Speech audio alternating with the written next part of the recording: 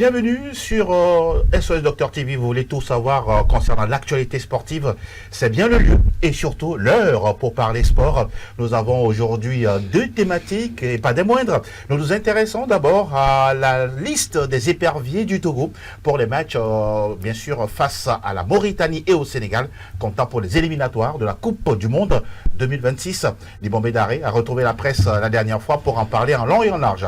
La seconde thématique s'intéresse toujours au bilan de la première phase du championnat national de football. Nous nous intéressons aujourd'hui à l'AS Tambo et à l'AS Bina, ce qu'ils ont fait, ces clubs-là, en championnat. On en parle décryptage sans langue de bois dans cette émission Club Sport Santé. Merci à tous, merci à toutes. Tout de suite, la première fenêtre.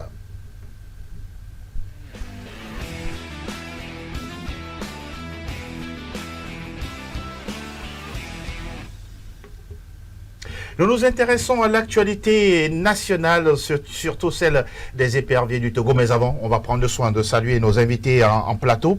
Etchabi Tengue est là avec nous. Bonjour et merci d'être là. Bonjour à vous. Bonjour Angelo, bonjour à toutes et à tous. Comment vous allez? Ça va en pleine forme. Tout doucement. Ça va. D'accord. Malgré la chaleur. Oui, on fait avec. On ne peut rien, c'est l'Afrique. N'est-ce pas? La particularité justement du continent. Mon cher coach Fiaboué Kofi Sena, bonjour. Bonjour Angelo. Comment vous allez? Très bien. N'est-ce pas? Oui. Merci d'être des nôtres. Une semaine très chargée, n'est-ce pas? Mais Dieu est dans, nous sommes là. Tout doucement, vous avez géré. Effectivement. Ça fait plaisir. Et avec vous, messieurs, on va parler bien sûr des éperviers du Togo avec la liste de Nibombé Daré pour justement cette double, non pas double, mais on aura quand même deux matchs, oui, face à la Mauritanie et puis face au Sénégal. D'abord, avant de revenir sur voilà, la liste dans quelques instants, pour Nibombé Daré, on retrouve l'activité, on retrouve justement le groupe épervier. Oui, ça fait partie de son agenda. Bien évidemment, c'est depuis son accession à la tête de cette équipe des éperviers du Togo, on sait que voilà, il est très attendu. Très attendu, c'est également aller faire les résultats et non se contenter tout simplement de ce statut de sélectionneur. Non, loin de là. Donc aujourd'hui, quand on parle de toutes les rencontres des éperviers du Togo, le peuple, qui est le Togo, s'attend forcément à la gagne. Que ce soit la gagne petit, ben, tout compte fait, c'est le résultat qui va compter à la fin. Donc pour Nibombé Daré, c'est de retrouver encore une fois le boulot, parce que quand on est parfois privé, parce que le championnat est en cours, oui, au niveau de l'Occident et au pays également, donc retrouver du travail, c'est tout de suite se dire dans la tête que voilà, j'ai une émission, à moi de tout faire et mettre les choses en place pour pouvoir quand même atteindre cette mission-là et la réussir. Coach Fiaboué, il y en a parmi vous, bien sûr, dans le collège des coachs, certains qui préfèrent être avec les clubs, oui, d'autres qui aiment être avec les sélections. Qu'est-ce que vous préférez? Les deux. Les deux. Non, on préfère les deux. Alors, il aime le travail, donc il a pris les deux. Oui. Mais on pourra dire que c'est, oui, chacun a son profil hein, et a ses ambitions. Vous savez, il y a deux types d'entraîneurs. Un entraîneur d'éducateur et un entraîneur de compétition. Et souvent, ceux qui sont aspirés à l'éducation, oui, préfèrent d'être sur les clubs parce qu'ils prennent le temps de former les joueurs, de pouvoir les faire progresser et de les mettre en compétition. Oui. Alors qu'au niveau de l'équipe nationale, c'est prendre les meilleurs, les faire jouer pour gagner ou bien atteindre les objectifs. Donc, un coach peut choisir de faire les deux. Oui. Ça dépend de comment est sa philosophie de jeu. Mais moi, principalement, être sur les clubs, cela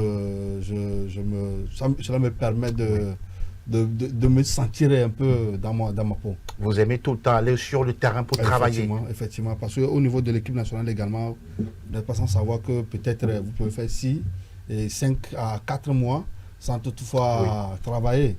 Alors que nous qui aimons être sur le devant de la scène, oui, ce sera compliqué l'attente. On n'oublie pas également, quand vous parlez de travail, même si vous n'êtes pas sur le terrain, à travers vos ordinateurs et tout, vous apprenez tous les jours. Hein? Nous apprenons, Ah oui. mais cela ne remplace pas les compétitions, N'est-ce pas? les entraînements. C'est chaque Oui. dispositif et puis Voilà. chaque domaine. Effectivement. D'accord. Pour un entraîneur, que ce soit un entraîneur à la tête d'un club ou d'une équipe nationale, l'essentiel c'est d'être sur le terrain. N'est-ce pas? Être sur le terrain, c'est être compétitif. Oui. Rester à la maison, on peut beau apprendre de se recycler sur les réseaux sociaux, mais quand La on n'est pas pratique, sur le terrain pour pouvoir se jauger, Oui. c'est difficile tout de suite de retrouver quand même ces réflexes-là. Tout à fait. En tout cas, beaucoup de courage à vous. Merci. Et beaucoup de courage également à Nibombé Daré. Effectivement. On va aller vers la régie pour également écouter le sélectionneur sur la liste avec les joueurs qui sont arrivés. On reviendra tout à l'heure pour parler des nouveaux également qui ont été intégrés à cette liste-là de Nibombé Daré. Il y a les anciens, il y a les nouveaux et on va voir tout ça avec la régie. On vous revient tout à l'heure. Sans plus tarder, je vais annoncer la liste des joueurs retenus pour la double confrontation Togo-Mauritanie et Sénégal-Togo. Gardien, il y a Malcolm Barcola, Ashrafou Yaya, Moro Youssouf. Pour les défenseurs, la ligne arrière, il y a Maouna Amevor, Youssifou Ate, Kevin Boma, Kennedy Boaten, Dakonam Djene, Sadik Fofana, Josué Roumao, Amoudan Ouro Ayeva. Dans le secteur médian, on a Evra Agbagnon, Jules Azamale, Derman Karim, Abdul Sabour Bodé, Thibaut Klidje, Samsidine Ouro, Alexis Romao et Dikeni Salifou. Les attaquants, il y a Etienne Amenido, Yao Anor, Bruno Avotor, Kevin Denke, Bassitou Madjougou et Franck Mawena. Il y a une liste d'attente qui est là. Et dans cette liste d'attente, parce qu'il y a encore des matchs du championnat ce week-end, souhaitons qu'il n'y ait pas d'incidents ni de blessures pour que tout le monde puisse répondre à cette convocation. Si pas, alors on sera obligé d'aller chercher dans cette liste d'attente pour pouvoir faire le nombre qu'il faut afin de jouer ces deux matchs. Voilà, justement, Nibombé Daré sur la précision des noms et bien sûr au niveau des différents postes de cette sélection nationale du Togo.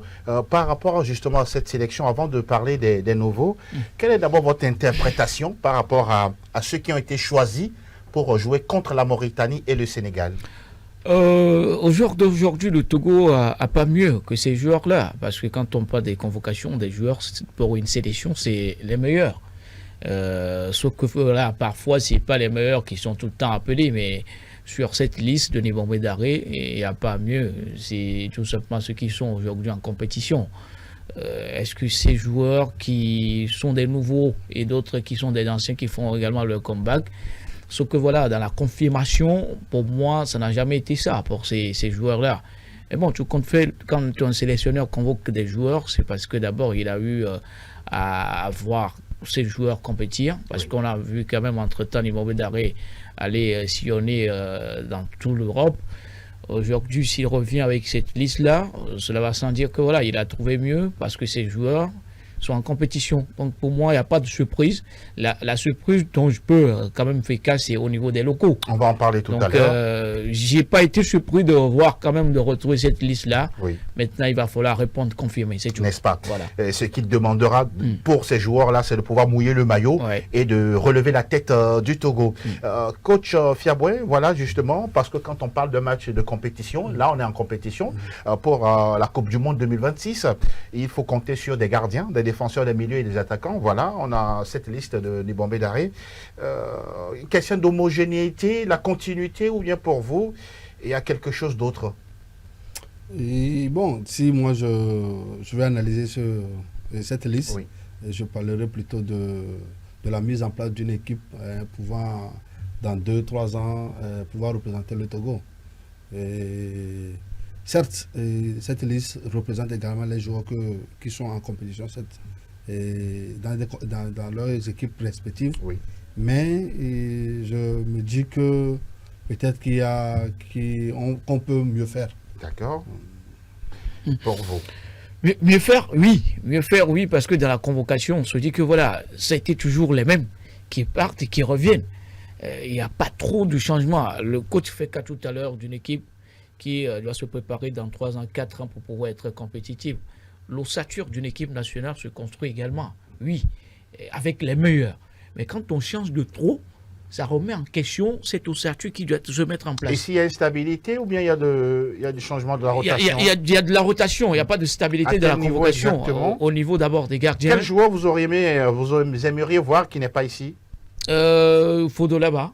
Blessé, oui. Kodjo Jangbe, blessé. Oui. Parce que ça a été Khaled Nari, blessé. Bon, c'est par rapport à Bebou Ilas, on connaît son temps, également blessé. Voilà, bon, c'est pour cela que j'ai dit auparavant qu'on n'a pas mieux ailleurs. Vous auriez aimé qu'il soit en forme, qu'il soit là? Oui, qu'il soit en forme, il est là parce que d'abord l'expérience y est. Là, parce vrai. que quand vous avez de l'expérience dans une équipe et que c'est mélangé avec la jeunesse, Oui.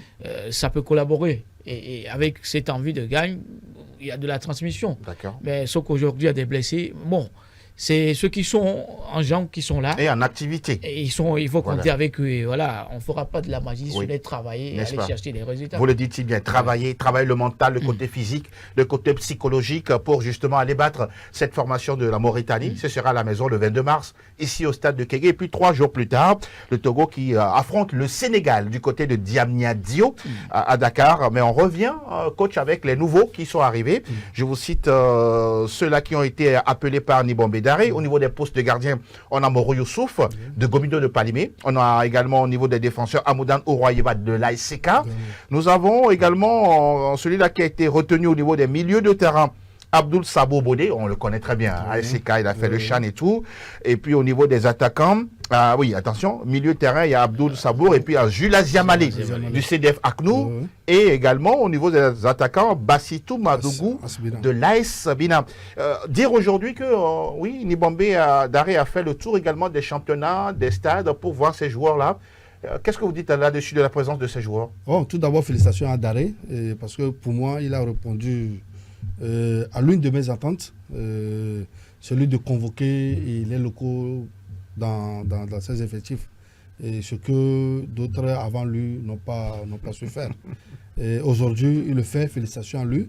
Mais jusque pour moi, j'ai eu, en voyant la liste, je me suis posé 1001 questions. Oui. Aujourd'hui, dans cette liste, on ne voit pas aucun joueur du premier de ce championnat. Et vous voulez parler de l'entente Je veux parler de l'attente de l'ASOTR, qui est deuxième. Il y a une deuxième équipe, la troisième équipe, oui, classée troisième. Bon. Voilà. Bon. Et on ne retrouve aucun de ces joueurs-là. Pour vous, ça pose un souci? Oui. Ah. C'est-à-dire, on veut faire le bien, mais on le fait de la mauvaise des manières. Ok. Aujourd'hui, ça ne donne pas de l'envie. Parce que nous sommes dans un championnat où on veut que les joueurs progressent. Est-ce qu'il n'a pas vu autre chose qu'il cherchait, mais peut-être il n'a pas vu dans le profil des joueurs des équipes dont vous parlez? Et comment ils font pour gagner? Ça, c'est la grande question. Comment attendre de faire pour gagner? Ce sont ces joueurs-là qui ont permis à attendre d'être à cette place-là aujourd'hui. Du moins, il faut qu'on récompense les meilleures équipes. Parce que dans le temps, quand ACK, ASCO étaient au top de leur forme, Oui. on convoquait l'équipe nationale avec 7 ou 8 joueurs d'ASCO et d'ASCA. Mais aujourd'hui, me dire que on n'a pas trouvé un seul joueur Oui, qui répondait à un qui profil. répond au profil des joueurs. Vous vous interrogez. Je m'interroge. Alors je me dis que certes, on a convoqué les joueurs locaux que j'ai bien aimés. Oui. C'est des bons joueurs. Bien sûr. Mais je pense que dans ce championnat, surtout en attendant, il y a des valeurs aussi à mettre à promouvoir, à à mettre en lumière. Pourquoi pas? Il a quand même raison. Mon cher Echevi, oui. Longtemps qu'il fait partie de l'histoire, Bon, pour entendre je ne sais pas si c'est le cœur qui parle, hein.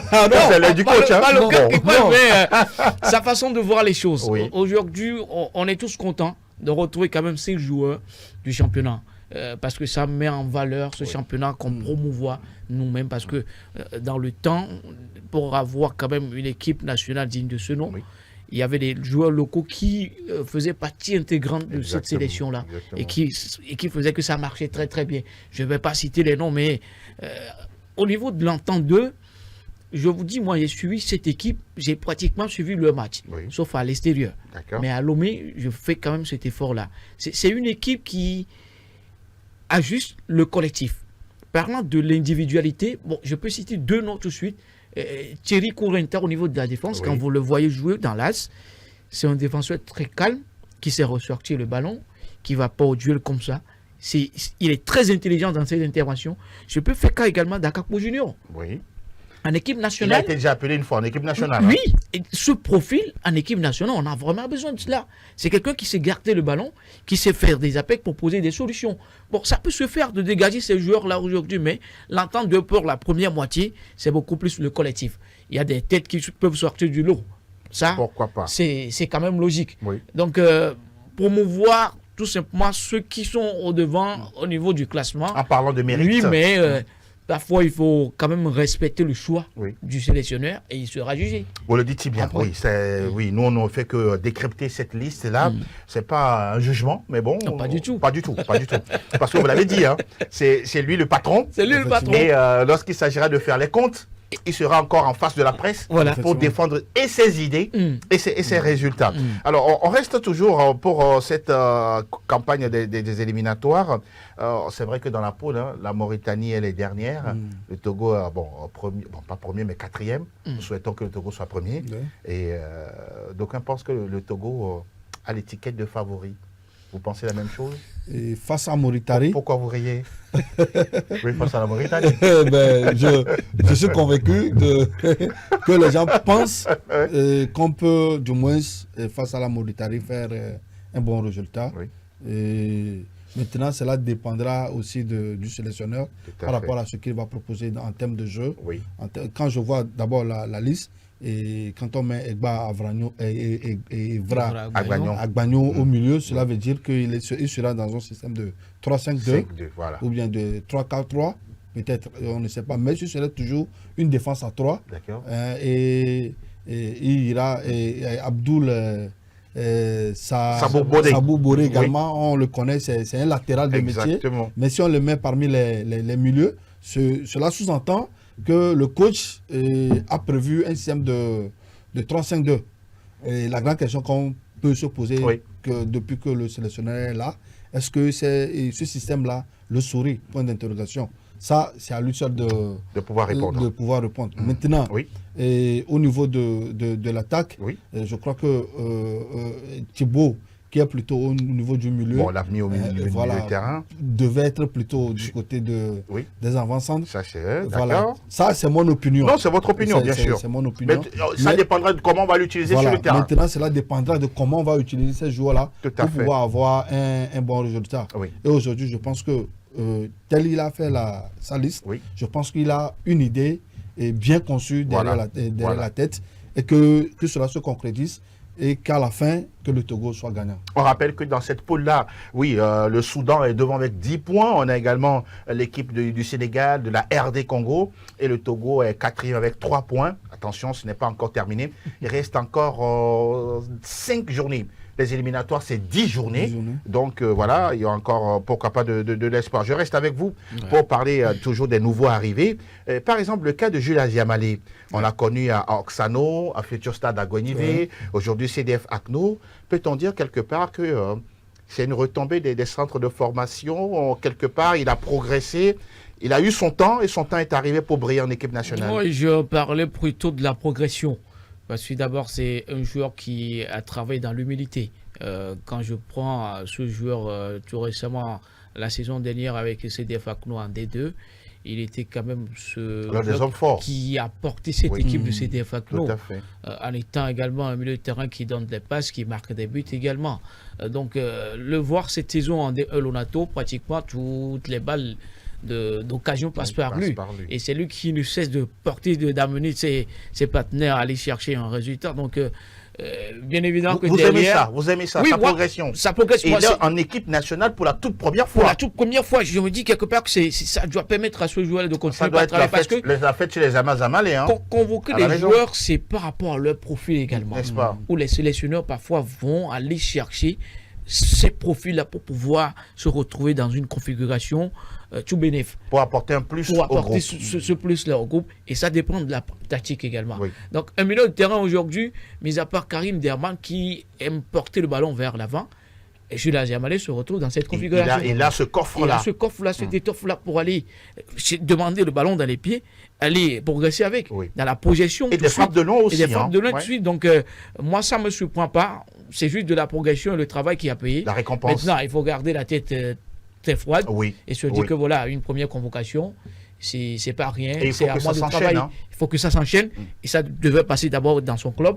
Et s'il a la chance de retrouver quelques minutes sur ces deux rencontres, à lui de confirmer, c'est tout. Votre avis sur justement le cas Jules Aziamalé? Une bonne pioche.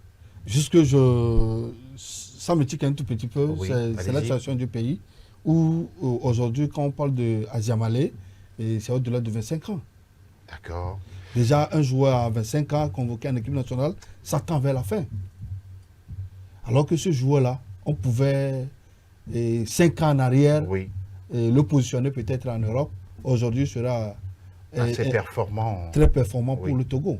Mais bon, aujourd'hui, on dit vaut mieux tard que jamais. Aujourd'hui, il est là. On va lui souhaiter que le pire qu'on peut lui souhaiter, c'est de faire un très bon match. Et de rester longtemps dans cette sélection. Et que Daré puisse le faire confiance. N'est-ce pas? Oui. En le faisant jouer. Effectivement. Il faut qu'on puisse le positionner également. Dans son profil, celui de Derman et de Azialé, il y a un autre profil qu'on n'appelle jamais. Vous me permettez? Vous pensez qu'il mérite ce dont vous voulez parler là? Il mérite mieux que les deux là. Vous me permettez? Oui. C'est un joueur d'ASCO, ACK plutôt, et que j'oublie un peu le nom. Le milieu à Antoine Agbetongon. Voilà. Ce joueur-là, je pense que si on appelle son nom, ces deux-là, eux-mêmes savent qu'il est devant eux. N'est-ce pas? En termes de production de jeu, c'est un regret. En termes de, bon, ce n'est pas encore fini. L'impact. Non, sur les dernières informations, Antoine serait convalescent. On ne sait pas s'il a finalement repris ou pas, selon les dernières informations. Ça, je parle de moi, parce que j'ai rencontré son papa dans un autre cadre. L'information que vous avez. Ça, c'est ce que j'ai. Aujourd'hui, c'est ce que nous faisons et que nous perdons nos talents. C'est un jeune qu'on pouvait 10 ans peut-être en arrière, parce que ce jeune-là n'a pas commencé aujourd'hui. Non, pas du tout. Je parlais tout à l'heure de ce joueur-là pour qu'aujourd'hui que le Togo puisse véritablement bénéficier. La question est de savoir aussi, lorsqu'il jouait à l'époque, il y a peut-être 5 ans, est-ce qu'il était aussi performant? Très performant. Il était très performant. Mais on espère simplement les voir bientôt. Vous avez parlé d'Antoine Agbetongon. Le sélectionneur l'a dit, le groupe épervier est toujours ouvert. Les meilleurs arriveront. On ne va pas tous prendre. Mais quand c'est tard et l'âge prend le devant, c'est un problème. C'est un problème. Le véritable problème également, c'est quand les joueurs reviennent et qu'ils ne confirment jamais. Convoquer d'autres. Il y en a quand même qui ont la possibilité d'être en sélection. On vous donne la chance, mais vous ne foutez rien derrière. Et qui reviennent encore. Et qui reviennent encore. Sans confirmer. Donc pour vous, il faut fermer le robinet à un moment donné. Il faut fermer le robinet à un moment donné pour dire que voilà, quand vous avez votre chance, saisissez-la. Et si vous ne la saisissez pas, c'est bon, on en donne à d'autres également. Remercie. C'est ça. On va écouter. Sur une plateforme, la fois passée, j'ai posé cette question-là. Concernant Antoine Agbetongon? Non, pas concernant. Non, concernant plutôt la façon dont nous gérons un peu cette situation-là. Depuis un temps, les binationaux, l'histoire des binationaux sont devenus une histoire d'une vérité absolue au Togo. Mais est-ce que c'est pas parce que c'est ce qu'on a? Non. Est-ce qu'en 2006, on avait les binationaux? Mais ça, c'est un autre cas, monsieur. C'est ce que je dis. Qu'est-ce qu'on avait fait à cette époque-là? On avait une génération depuis 2000. C'est nous qui avons parlé de génération. 2000, 2002, 2004, 2006. Pourquoi ne pas avoir cette génération-là? D'accord. Il faut retourner à la base. Il faut retourner. Ne vous inquiétez pas, on va mettre ça quelque part. On a beaucoup de dossiers en instance. On reviendra bien sûr en débat sur notre chaîne. On va écouter un autre aspect, bien sûr, de Daré Nibombe, du jeu des éperviers et à venir. D'autres séquences, on retrouve tout de suite Fernand de l'autre côté. Oui, puisque je vais revenir un peu sur certaines circonstances à travers la presse, à travers les internautes. Quand ce qui revient souvent, vous dites que les joueurs, on leur a modifié de place sur le terrain. Ce qui n'est pas vrai. À la télé, on a vu Jane jouer au milieu de terrain. Vrai ou faux? On a vu Jane dans son club jouer latéral droit. Vrai ou faux? Il y en a plusieurs. Je vais m'arrêter sur, il n'y a que celui. Mais la première fois que j'ai déplacé Jane à droite, c'était un scandale. Ça n'était jamais arrivé au Togo. Alors que c'est en fonction, pour revenir un peu à la question de Angelo, pour dire que quand nous on a analysé le Libéria, le joueur qui était tonique, vif et qui pouvait nous poser des problèmes, il était sur le côté gauche. Donc c'est pour ça qu'on a décalé Dieu là-bas pour compenser. Voilà un peu une idée qui va être, voilà une situation qui va être des sujets de discussion, d'échange entre vous et moi dans les jours à venir. Donc, au fait, c'est à différents niveaux d'animation que vous voyez comment l'équipe se comporte. Vous allez voir que, bon, je vais vous donner quelques indices, que vous allez voir que quand nous sommes dans un bloc médian, notre défense passe à 5. Quand nous sommes dans un bloc haut, nous sommes à 3. Quand nous sommes dans un bloc bas, nous sommes à 5. Donc, en fonction, ça c'est quand on n'a pas le ballon, mais quand on a le ballon, on fait évoluer. Et là, vous allez voir, quand vous revoyez les matchs, allez voir que à chaque fois que nous sommes en phase offensive, nous avons 3 défenseurs. 3 défenseurs de métier. Beaucoup d'entre vous se posent aussi la question à se demander pourquoi l'équipe est trop défensive, parce que le coach est le défenseur, tout ça. Non, ça n'a rien à voir. Et quand vous prenez notre premier match, il y a Khaled Daré qui a joué à droite. C'était le piston droit. Et Evra était le piston gauche. Si je vous pose la question aujourd'hui à savoir quel est le profil de ces joueurs, ils ont un profil défensif ou offensif? Hein? Ils sont offensifs. Donc ça veut dire qu'on a joué réellement avec 3 défenseurs centraux, mais notre animation organisation défensive nous demande à ce qu'ils se positionnent, qu'ils se positionnent là-bas, qu'ils perdent un duel, qu'ils ratent un truc sur le plan défensif, puisque ce n'est pas leur, ce n'est pas leur profil. Par contre, en phase offensive, c'est là où on les attend plus. Mais malheureusement, comme l'ont démontré, pour revenir un peu sur la question d'Angelo, aujourd'hui, on est sorti d'une CAN. Il y a les chiffres qui sont sortis. Le Togo était premier ici, on était deuxième ici, on était quatrième ici, mais on est à la maison. Maintenant, il faut travailler sur cette efficacité pour pouvoir optimiser nos chances de marquer des buts. Je pense que c'est l'aspect qui nous a le plus manqué dans les 6 matchs qu'on a eu à délivrer. C'est tout. Dans les explications, en tout cas du sélectionneur Nibombé Daré, on comprend aisément question de positionnement, de profil, pour finir, les buts qui n'arrivent pas comme il se doit. Oui, à lui de trouver la solution et de trouver cette magie-là pour permettre à cette équipe d'être très très efficace devant les buts. C'est son rôle. C'est à cause là il est là. C'est pas nous qui sommes les médias qui allons faire ce travail à sa place. Nous, on est là juste pour quand même analyser, orienter, ouais, proposer. Voilà. Et s'ils se retrouvent dans la même configuration que nous voulons tous que cette équipe gagne.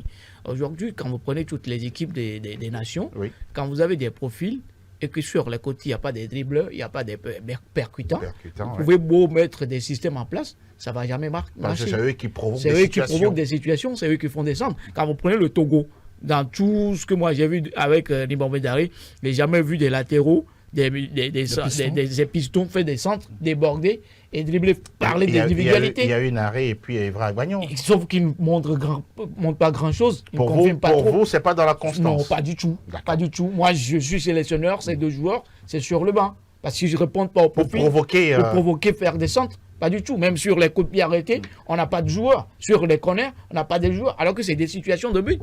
C'est à lui de trouver la solution, de travailler à ce point. Et ça dépend de la convocation des joueurs. N'est-ce pas? Donc, vivement qu'on se retrouve au niveau. Parce que moi, je ne m'attends pas à grand-chose sur ces éliminatoires pour aller retrouver une qualification en Coupe du Monde. En Coupe du Monde. C'est comme l'a dit le coach, c'est de se préparer dans 2 ans, dans 4 ans. L'objectif pour d'aller aujourd'hui, c'est quoi? C'est de mettre une équipe pour le CAN en place, ou c'est de se qualifier pour la Coupe du Monde. Nécessairement pour la CAN 2028 à venir. Allons-y. Pourquoi pas. En tout cas, on va avancer. Si vous permettez, et parler d'autre chose.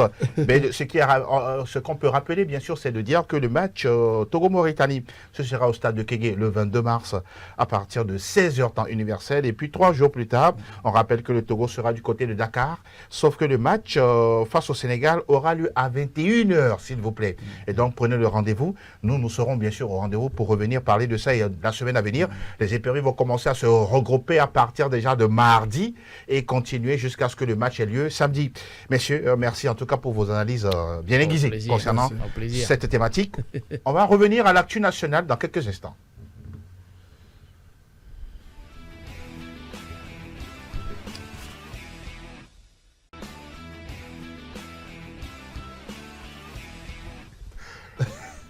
L'actu nationale qui nous intéresse, c'est que nous faisons toujours de la suite à donner concernant la première phase du championnat national de football qui est en pause. La reprise serait, on le met au conditionnel le 29 mars. On attend de voir si tout ça va être confirmé très très bientôt. Messieurs, on s'intéresse à une équipe qui nous a bluffé en début de saison. Il s'agit de l'AS Bina qui avait aligné victoire sur victoire. Et puis derrière, des matchs nuls. Et puis encore derrière, une série de défaites. Avant de revenir sur les stats une à une, l'équipe de l'AS Milan, Bonfoy Rémiao, que vous connaissez bien, une équipe également qui joue dans ce championnat avec des ambitions claires, selon vous. Oui, mais leur ambition n'est pas ce que nous pensons. D'autant que lorsque vous leur demandez quelle est le réel ambition, Oui. ils vous disent que c'est le maintien. Mais nous, au début de ce championnat, Exact. on voyait cette équipe-là devant la scène. Exact. Mais je me posais, Milou, une question où, après la 6e journée, Oui. cette équipe n'a plus gagné Exactement. de match. Exactement. Et en 5 journées, ils ont gagné 4 Oui. et ils ont fait un match nul. Ils ont gagné Mais face à Barracuda. à Barracuda. à Non, à Aknou. Barracuda, c'est. Oui. À Barracuda, Aknou. Aknou, et Doumbé. première journée. Et puis ASOTR. À Sauter, voilà. Mais derrière, il n'y avait pas eu de. Là, Exact. moi, je commençais Que par s'est-il passé selon vous? poser cette question-là. Et je me rends compte que, en discutant avec le coach, Oui. c'était d'abord au niveau de la sollicitation D'accord. qu'il a imposée à ses joueurs. Il a demandé beaucoup à ses joueurs dès l'entame du championnat. Du championnat, Vous savez, nous sommes dans un championnat où, lorsque vous n'entamez pas bien ce championnat, cela risque vers la fin de vous mettre les bâtons dans les roues. Exactement. Et donc il a demandé, malgré qu'ils ont commencé tard les préparatifs, Oui. il a demandé beaucoup à ces joueurs-là. Donc arrivé à Et un ils se moment, sont donnés. Ils se sont donnés. Mhm. Maintenant, après 5 journées, il y avait eu beaucoup de blessures. Aïe, aïe, aïe. Et ils ont enregistré 7 blessures, Oui. des titulaires qui sont blessés et d'autres qui ont eu cumul Le carton. de cartons. Ça fait qu'à partir de la 6e journée, on a vu cette équipe-là chuter du haut jusqu'à Bon, aujourd'hui. pas en bas quand même. Pas en bas, mais cet aspect-là, Oui. et d'avoir des manquants, des joueurs qui étaient titulaires au départ, qui sont retrouvés aujourd'hui à la maison. Oui. Et aujourd'hui, le coach me dit que ces joueurs-là, ils ne l'ont pas encore récupéré. Oh là là. Oui, c'est un peu compliqué Donc dans la c'est tête. inquiétant. Hein? C'est inquiétant. Et ceux qui peut-être ont été sanctionnés par cumul de cartons, eux, certains sont revenus. Donc je me dis que ils ont bien fait de bien commencer le championnat, sachant que derrière peut-être il y aura de quelques difficultés Tout à fait. à résoudre. Et c'est un championnat long. Oui. La phase retour, je pense qu'ils vont revenir en force. Il ne faut Pourquoi pas pas. oublier également que cette équipe-là a évolué Oui. dans un système de 4-3. D'accord. Et C'est le système de Bonfo. de Bonfo. D'accord. Et parfois dans 4-2-3-1 4-2-3-1. aussi. Ça dépend de La l'adversaire. preuve, avant de vous laisser continuer, Oui. Bandougou Bassitou est convoqué Ben, en sélection. voilà. C'est-à-dire qu'il y a eu un travail qui s'est fait remarquer. Effectivement. C'est l'un Félicitations. des joueurs qui tire L'équipe, l'équipe vers le haut. oui. Mais jusque derrière, quand il n'y a pas des joueurs qui puissent donner les bonnes passes à ces déséquilibré, attaquants, ça devient un peu compliqué. Sinon, Arim Yao Bonfo, très intelligent et Oui. connaissant ce championnat-là, je pense qu'il va prendre les taureaux par les cornes. Oui. Et déjà, leur nom le signifie. Les cordes de la Bina. Les cornes de la Bina. Cette équipe de l'AS Bina, on nous je ne sais pas si vous avez eu l'opportunité de la voir évoluer à Bossimé, Oui. parce qu'elle est venue jouer là-bas. Mine de rien, quand on va aux informations, il y a quand même les cadres, le président, certaines bonnes volontés qui arrivent à les aider.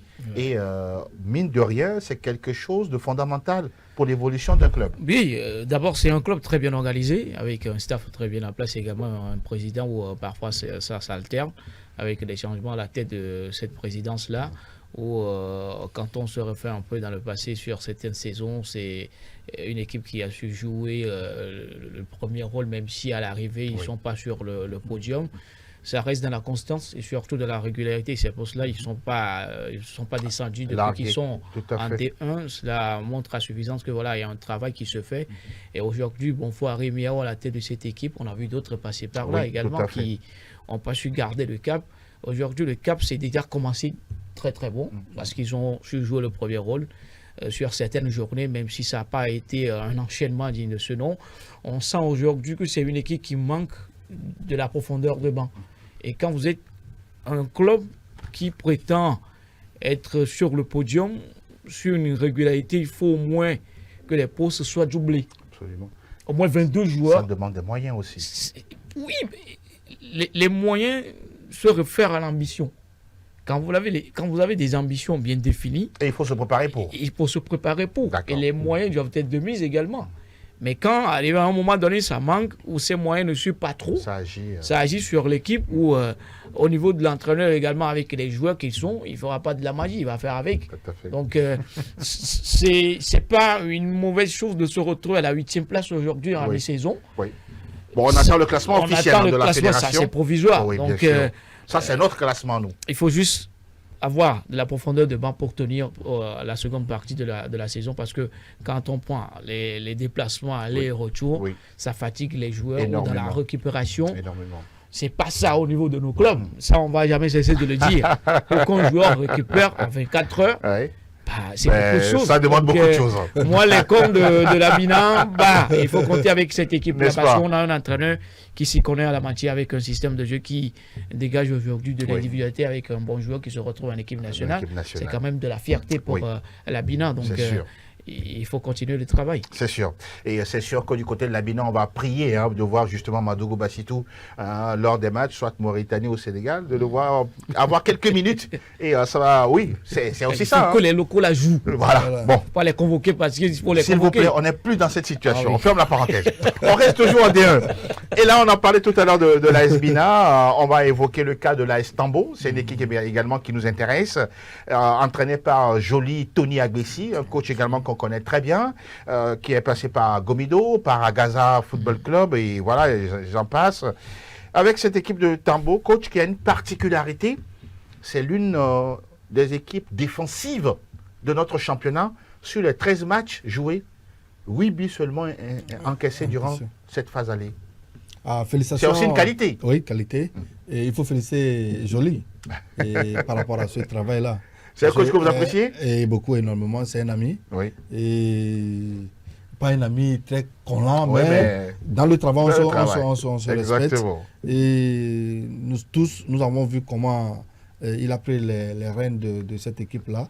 C'est la deuxième fois, non, qu'il est reparti là-bas. Il y était entre-temps. C'est lui-même qui avait fait monter Tambo en première division, si je ne me trompe pas. Non, c'est pas lui. C'était bien lui. Oui, c'était bien. C'était une époque, c'était bien lui. C'était bien lui. Et Silva, qui ont monté cette équipe-là. Après, ils sont partis, remplacés par le coach, le DT de l'espoir. Maurice Sougien. Et après, il revient remplacer également. Voilà. C'est le métier. C'est le métier d'espoir. Il revient à la maison. Et quand il est arrivé, le début du championnat était très compliqué pour eux. Et parce qu'ils ne connaissaient pas aussi les joueurs. Et il faut d'abord un temps d'adaptation, un moment de recadrage. Il a essayé d'amener sa philosophie de jeu. Donc tout cela a fait que le début du championnat n'était pas aussi... très compliqué. Il était plutôt très compliqué pour eux. Mais au fil des jours, on a senti l'impact de ce coach-là. Et cette équipe-là, comme vous venez de le dire, et 13 matchs, 8 buts encaissés. Et félicitations. Et il faut avoir un message fort aux joueurs pour pouvoir tenir les cages vides. Et ils ont fait 7 clean sheets. Voilà. C'est-à-dire le gardien qui n'a pas encaissé de but. 7 fois de suite. C'est pas rien. Intéressant. Donc félicitations à Joly. Et du côté ça dégage une philosophie de jeu? Oui, ça dégage quand c'est comme ça? Voilà, oui. Lui aussi dans un système de 4-3, mais ça dépend aussi. Lui, sa particularité, c'est de pouvoir transformer les systèmes au cours d'un match. Il commence dans un système de 4-3, mais à un moment donné, vous pouvez le voir en 4-4-2. En fonction de ce que l'adversaire propose. En fonction de ce que l'adversaire propose, ou peut-être en fonction d'une remarque peut-être qu'il a fait concernant les adversaires. Donc, c'est un coach qui, dans un match, vous le voyez jouer 3 à 4 systèmes différents. Sur les 90 minutes. Sur les 90 minutes. C'est ce que je dis que la plupart des gens n'arrivent pas à lire. Oui. Et aujourd'hui, on critique l'entraîneur togolais. Alors que quand vous rentrez dans la profondeur, vous voyez que ce coach-là travaille énormément. Parce que ce n'est pas donné à n'importe qui. C'est au temps de José Mourinho. À l'époque, on voyait ces trucs-là. Ils commencent avec un système de 4-4-2. Ils voient que l'adversaire, ils ont des attaquants qui vont très vite. Ils ramènent ses alliés pour défendre pour lui. Et peut-être ils ramènent le système à 5-4-1. Oui. C'est ça, c'est la réaction tactique. C'est la réaction tactique. Est-ce que nos entraîneurs le font? Ils le font. Et je lui en ai un cas particulier. Un parfait cas. Voilà. Sauf que nous, qui voyons le match de l'autre côté, on ne voit que les attaquants. Le ballon doit rentrer au fond des filets. Voilà, et c'est fini. Et après, tout cas, le ballon ne se rentre pas. Et qu'on ne gagne pas. Le coach ne sait pas travailler. Il n'est pas compétent. Voilà. Ah, mais vous savez rien. C'est la vérité. Heureusement qu'on a un coach en face qui nous fait ressortir quand même des choses. Avant de vous retrouver, coach, j'ai envie de vous poser cette question. Est-ce que vous, des fois, vous faites un match, vous préparez un match face à l'adversaire en vous disant, je ne gagne pas, mais un 0-0, je vais coûte que coûte le gagner avant de partir. Oui. Au lieu de gagner. Oui. Mais vu la physionomie du match, je fais un 0-0, ça me va. Voilà. Et vous me permettez de raconter cette petite... Allez-y, c'est pour ça qu'on est là. On était allé face à Asco de Cara l'année passée. D'accord. Et on a préparé le match dans ce sens-là. Allez, vous étiez à Barracuda à l'époque. À Barracuda. C'était de contenir d'abord les assauts de l'adversaire et d'être dans un bloc un peu médian et pour pouvoir les contrecarrer et qui crée assez d'espace derrière eux. Et quand on a commencé le match, ils ont tombé dans le piège. Et quand on perd le ballon devant nous, on revient dans notre camp. Et l'équipe adverse, l'Asco, avait créé beaucoup d'espace derrière. J'ai dit à mon attaquant Hicham, il faut fixer les deux. Hicham Tchadjobo. De fixer les deux avant-centres. Et ce qu'on a fait à l'entraînement, c'est que quand cela se présente, on va jouer tel. Et en termes de 5 minutes, on a marqué 2 buts. Un but a été refusé, mais on a conservé un but. Et quand j'ai vu que l'adversaire était prenable, j'ai demandé à mes joueurs mes frères, comme ils sont prenables, allons-y. C'était plutôt une erreur. Derrière, là, vous avez pris. Oui, c'est le plus lourd score de la saison. C'est ça le football, en fait. Intéressant. Oui, on est parti. On apprécie votre franchise. Voilà, intéressant. On est parti dans une logique donnée. De pouvoir défendre et aller dans une transition rapide vers l'avant. Mais quand on est arrivé, l'adversaire n'arrivait pas à développer le jeu dans les 25 minutes, il n'arrivait pas à développer le jeu, il n'arrivait pas même à créer des occasions dans notre surface dans notre zone. Donc on s'est dit que, étant donné que c'est nous qui contrôlons le match, étant donné qu'on mène déjà à 1-0, pourquoi ne pas montrer notre votre alter ego est à préparer sa contre-attaque. C'était l'erreur de ma vie. On a pris 3-1. Vous avez appris. Oui, ça m'a appris. C'est le plus important. C'est le football. N'est-ce pas? Quand le match était fini, j'étais allé féliciter le coach Amani. Il a fait un très bon boulot sur ce match-là. Et lui m'a dit que oui, tu m'as piégé. Mais je suis ton grand frère.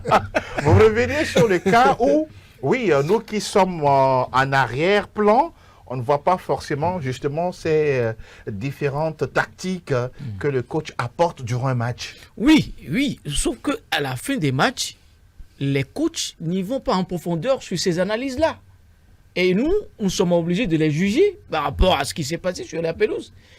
Si vraiment un coach sort à la fin d'un match et au micro, il sort des analyses sur des tactiques mises en place, ce qui n'a pas marché d'abord face à l'adversaire, ben nous on repart à la maison avec de la satisfaction pour se dire que voilà, c'est ce qui s'est passé. Mais un coach qui ne fait pas d'analyse tactique, qui se contente de se faire sortir des proverbes, des choses qui accusent sûrement que de l'arbitre, ben, excusez-nous. De l'attitude des joueurs, on n'en parle pas. On n'en parle pas trop, mais nous sommes obligés de les critiquer, de parler de ces tactiques-là qui n'ont pas fait ressortir, qui n'ont pas marché. Donc, au coach de nous faire des analyses tactiques au lieu de critiquer par-ci et par-là l'arbitrage, lancer les sorts sur certains joueurs qui ont commis des erreurs et autres. Là, non. Nous, on veut des réactions, des analyses sur le match au niveau de la tactique, ce que vous avez mis en place, ce qui a changé au fil des matchs, au fil des minutes sur le match. Donc, que les coachs sachent que voilà, ils sont très entendus à ce niveau-là également. Ce qui n'est pas de temps en temps le cas chez nous, nos entraîneurs. Et ça, c'est dommage. Donc, vivement qu'il se ressaisisse et qu'il nous fasse ce petit côté. Bon, vous me permettez aussi cette petite remarque. Allez-y. Et c'est par rapport aussi aux questions des journalistes. Que les journalistes posent aussi. Eh ben, vous n'allez pas nous rentrer dedans. Non, je ne rentre pas dedans. Ah, non, sinon je vais vous interdire de podium ici. Ah je dois protéger mes confrères. Je ne rentre pas dedans. Mais ce que vous dites est pertinent. Voilà, posons des questions. Voilà, posons des questions assez pertinentes concernant le match. Le jeu. Par exemple, d'abord, nous tous nous connaissons ce qu'est le football. Et être un journaliste sportif, c'est l'un des nobles travail dans ce business football. Exactement. Voilà. Maintenant, et du moins, si vous ne comprenez pas ce que le coach a fait, vous devez poser la question. Bon, tu étais dans quel système? Voilà. Et est-ce que l'adversaire a su lire ton jeu? Maintenant, si vous posez ce genre de questions à un coach, le coach ne peut pas dire que Dieu merci. On a... Voilà. C'est parce que la question était trop vague et que le coach choisit peut-être un angle. Oui, et puis l'angle peut-être qu'il arrange pour ne pas être critiqué. Voilà. Donc, humblement, nous demandons à ce que les questions aussi qui nous parviennent souvent à la fin soient précises, soient concises, soient directes, quoi. Exactement. En tout cas, on a du boulot. On continuera d'apprendre. Bien sûr. On parlait tout à l'heure de l'équipe de Tambo pour terminer justement sur le sujet. Cette équipe-là, lors de la seconde phase... elle peut aller rester dans le top 5. Ça peut se faire. Ça peut se faire. Sauf que voilà, il y a certains adversaires qui aujourd'hui tâtonnent. Ce qui fait que voilà, l'Istanbul profite un tout petit peu, même si provisoirement la 10e place, c'est pas tout à fait se mettre à l'abri. Il va falloir continuer dans la régularité. Exactement. C'est ce qui compte, la constance. Quand vous n'êtes pas constant sur des journées, c'est pas bonne chose pour la suite, pour votre formation. Donc l'Istanbul, les flèches pimentées. Ah oui, comment on les appelle? De Dacha. Pour que les flèches soient pimentées, d'abord il faut un chronogramme bien défini pour permettre à ces joueurs en forme dans de bonnes dispositions, motivés, et que les présidents sachent que voilà, le football c'est un métier pour certains. Exactement. Et quand on tape dans le ballon, on est très attendu également dans la famille, parce que l'argent doit rentrer. C'est la star de la famille. Donc quand on n'est pas dans une bonne condition, pour des joueurs, c'est difficile de s'exprimer. Sauf qu'aujourd'hui, les joueurs ont des ambitions, c'est d'aller retrouver les équipes nationales, un club quand le championnat finit. Donc, c'est une source de motivation pour que les résultats suivent également. Il faut que l'entraîneur puisse savoir que voilà, tel joueur, je peux le mettre dans tel poste et ça va m'apporter. Donc, c'est tout un travail qui doit se faire en amont, au niveau des présidents, des supporters, des joueurs. J'espère vivement et j'ose croire que l'Istanbul, cette saison, va essayer encore une fois d'aller bousculer la hiérarchie. Au-delà de ces acteurs que vous avez cités, nous espérons, nous prions et nous espérons également du côté de l'État pour mettre bien sûr les moyens à disposition de ces clubs de football, de ces acteurs-là, pour que progressivement le Togo puisse retrouver en tout cas son lustre d'antan. Coach, merci encore une fois d'être passé. Ça a été toujours un plaisir pour moi de me retrouver. On a encore appris des choses avec vous. Ah oui, surtout l'anecdote qu'on va garder. C'est ça le football, on est obligé. On aime la chose. Et la plus grande acquis, c'est le pouvoir de prendre des risques dans ce métier-là. Merci également à mon très cher ami, ça fait le grand Siro, ça fait un bon moment que je ne l'ai plus vu. Et grâce à CS Docteur, je le retrouve. Félicitations à cette belle chaîne. Merci infiniment. Siro. Ah oui, comment on se retrouve? C'est un ami. Ah ben, je ne dis plus rien. Bon, le reste, on va continuer ailleurs. Comme ça, c'est dit. Merci également à Etchevi Tengue. On dit merci également à toute l'équipe qui nous accompagne quand il faut justement avoir les infos sportives sur SOS Docteur TV. Merci à Fernand, à Patrick, à Sylvain, à tous ceux qui ont travaillé, sans oublier Ezekiel également, et Isaïe également. Merci à tous. On se dit à très bientôt pour parler sport sur notre chaîne. Prenez soin de vous. À très très bientôt. Bye bye.